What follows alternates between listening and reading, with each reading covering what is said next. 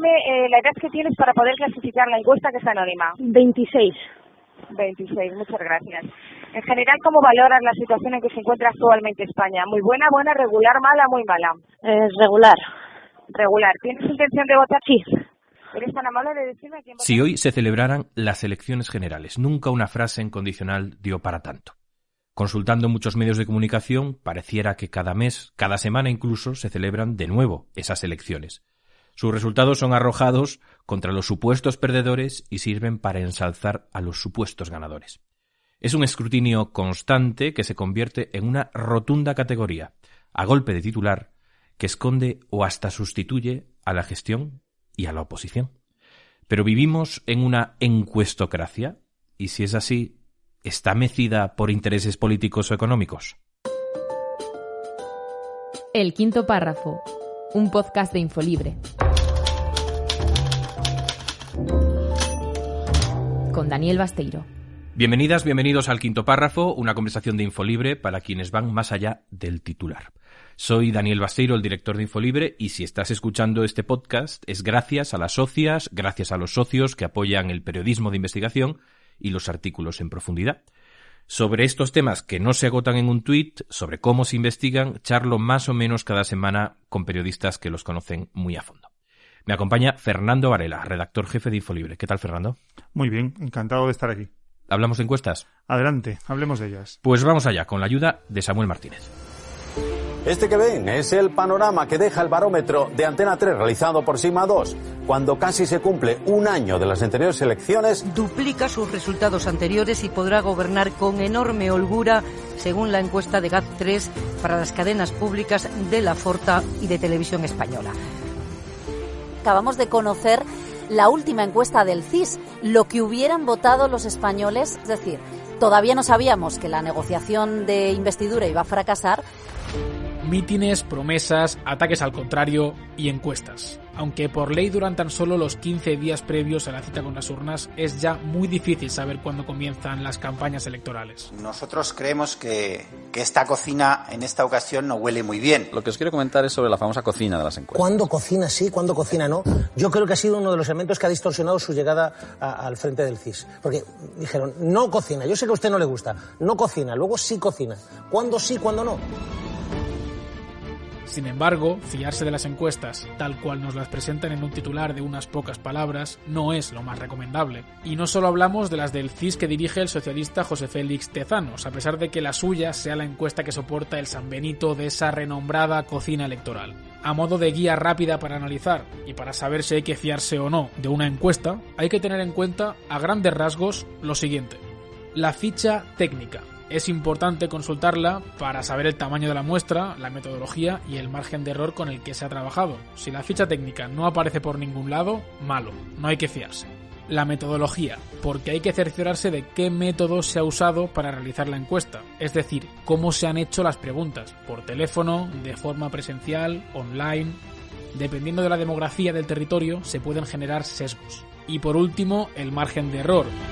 Casi siempre es demasiado ajustado como para poder estimar un número de escaños, así que, por norma general, no hay que fiarse mucho de esas estimaciones tan golosas. Además, hay que tener en cuenta también el sistema electoral, el clima político o la proximidad de unas elecciones, una infinidad de intangibles que tienen que estar muy bien especificados para poder considerar útil una encuesta.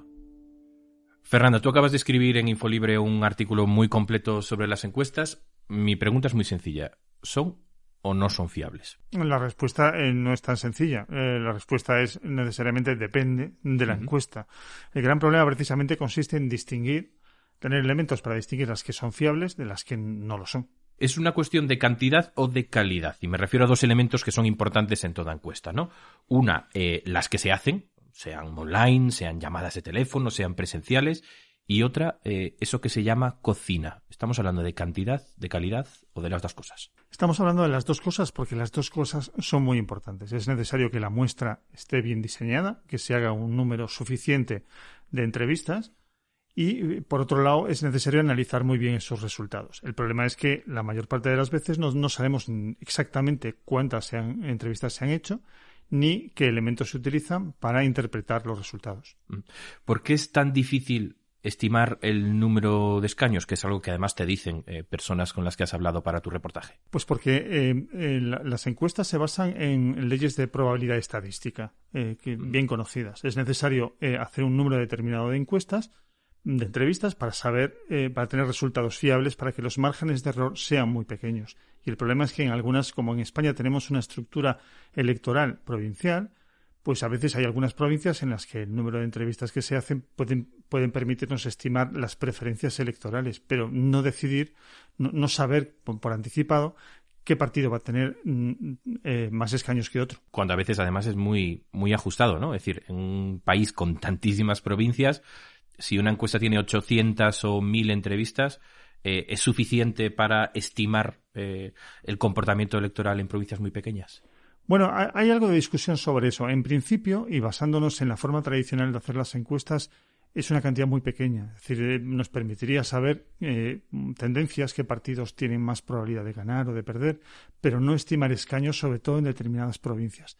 Pero es verdad que existen empresas y especialistas en estudios de opinión que dan mucha importancia a la cocina y mezclan otra serie de variables, de indicadores socioeconómicos, históricos, electorales, para sacar conclusiones con pocas encuestas. El problema es que muchas veces no sabemos qué indicadores se utilizan y tenemos simplemente que fiarnos de que estén haciendo bien su trabajo. ¿El hecho de que haya encuestas muy precarias es por su coste, por lo que cuestan? Porque en realidad cada vez vemos más y más medios que presumen de tener la suya propia. Sí, el factor económico es decisivo a la hora de hablar de muchas encuestas. Ahora es posible hacerlas, hemos pasado de hacer encuestas presenciales, hacerlas por teléfono, a hacerlas directamente por Internet. Y eso abarata muchísimo los costos, es mucho más sencillo pagarlas por parte de los medios y encargarlas. Hablemos de transparencia.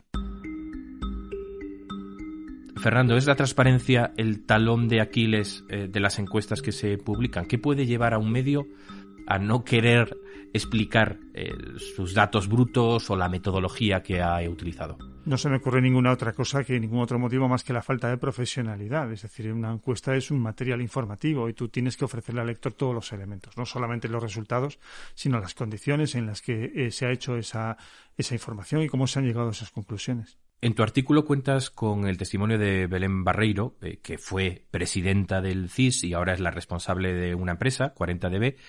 Ella te dice que las encuestas, no todas, están haciendo más apuestas políticas que informar de la situación electoral. Yo te querría preguntar, Fernando, cuando vemos tantísimas encuestas que hablan directamente, casi como un hecho constatable, de una mayoría de escaños para Pablo Casado y Santiago Abascal, ¿hay un sesgo en las encuestas que vemos? Es difícil no llegar a esa conclusión, precisamente porque estamos hablando de encuestas sobre las que no tenemos noticia clara sobre cómo se han hecho, cuántas encuestas, qué metodologías han utilizado, e incluso que están firmadas por empresas que son prácticamente desconocidas, incluso para las personas que se mueven en el mundo de los institutos de opinión. ¿De qué no hablamos cuando hablamos de encuestas? Porque todo este bombardeo, ¿no?, de datos demoscópicos al final ayuda a crear un clima de opinión y desplaza o posterga otros debates, ¿no? Sí, lo que hace es crear una sensación que es completamente falsa de que estamos en una tensión electoral permanente. Es decir, faltan 2 años para que se celebren las elecciones generales, pero parece que estamos siempre al borde de ir a las urnas, porque todos los fines de semana se publican nuevos estudios, constantemente se están publicando encuestas, y esto genera una dinámica de competición y al mismo tiempo de generar una dinámica de competición que sirve para movilizar o desmovilizar. Bueno, sirve para diseñar retratos. En este caso, pues para hacer visible el retrato de que la victoria del Partido Popular y con la ayuda de Vox, pues está prácticamente hecha. Sabemos además que muchos votantes deciden su voto en los últimos días, ¿no? O casi de camino, literalmente, al colegio electoral, por lo que faltando meses o incluso años para las próximas elecciones generales, es muy difícil sacar una conclusión, ¿no? Sí, correcto. Además es que esto me lo hacía ver alguno de las personas, de los especialistas con los que hablé, y al señalar que la importancia de que prestemos atención a la fecha del trabajo de campo, de cuándo se realizan, precisamente por lo que estabas diciendo, pues porque la gente tiende a decidir cada vez más tarde, es más importante. ¿Qué es eso del efecto manada de las encuestas del que te habla Narciso Michavila de GAT3? Pues algo que siempre comentamos, sobre todo en el mundo del periodismo, que siempre sospechamos que de su existencia, es una tendencia de las empresas que se dedican a hacer encuestas a contagiarse las unas de las otras. Es decir, bueno, pues si todas ven, nadie quiere equivocarse. Y una buena manera de no equivocarse es parecerse a los demás. Y eso implica a veces ajustes en las cocinas para que los resultados no se salgan, digamos, de la opinión general, ¿no? Pero eso no tiene nada que ver ni con las entrevistas que se hacen, ni con un trabajo de análisis autónomo. Yo veo otra en otro lugar que me parece fiable o que marca tendencia y trato de que la mía se ajuste a eso. Exacto. Esa es una de las cosas que me señalaba Michavila y hacía ver que él le desconfiaba mucho cuando todas las encuestas con metodologías muy distintas daban lo mismo.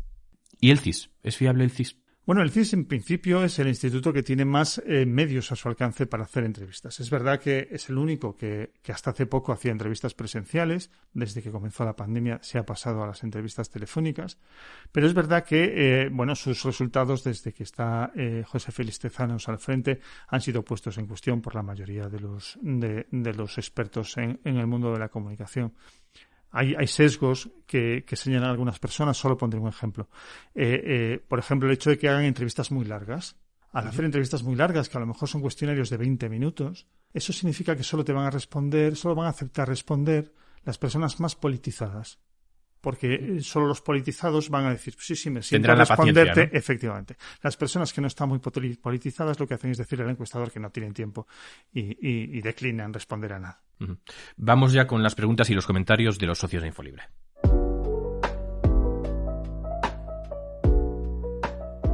Uno de ellos se presenta como José Espuche. Dice lo siguiente: ¿qué importancia tienen los sondeos de opinión? Se responde el mismo, mucha y poca a la vez. Dice que hay tantos desde hace tanto tiempo que en realidad su capacidad de manipulación del debate público y de los comicios, los de las urnas, los de verdad, es muy limitada. ¿Tú qué opinas de esto?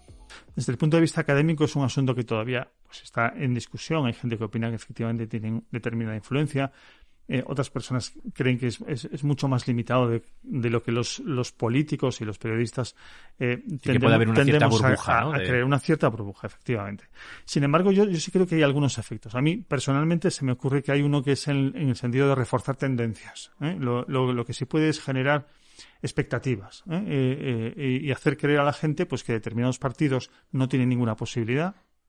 Con lo cual, ¿para qué votarles? Exactamente, y eso favorece a otros que pueden situarse dentro de la misma órbita ideológica, o incluso reforzar a los que pueden ganar en un momento dado, sobre todo cuando hay una expectativa de cambio. Cambia mucho si la gente percibe que puede haber un cambio de gobierno. Muy bien, Fernando, pues muchas gracias por tu artículo, que recomiendo vivamente. Es una lectura intensa y con muchas voces de gente que sabe mucho y que podéis encontrar en Infolibre. Gracias, Fernando. Gracias a ti. Y a las y los que nos estáis escuchando, gracias por acompañarnos en el quinto párrafo. Gracias por ir más allá del titular. Si sois socias o socios, sabed que esto es gracias a vuestro apoyo. Y si no lo sois, os esperamos, porque solo con vuestro compromiso podremos seguir trabajando en historias como esta. Hasta pronto. El quinto párrafo, un podcast producido por Taller de Ideas. Redacción Samuel Martínez. Producción y montaje Santiago Valiente. Infolibre. La información que recibes depende de ti.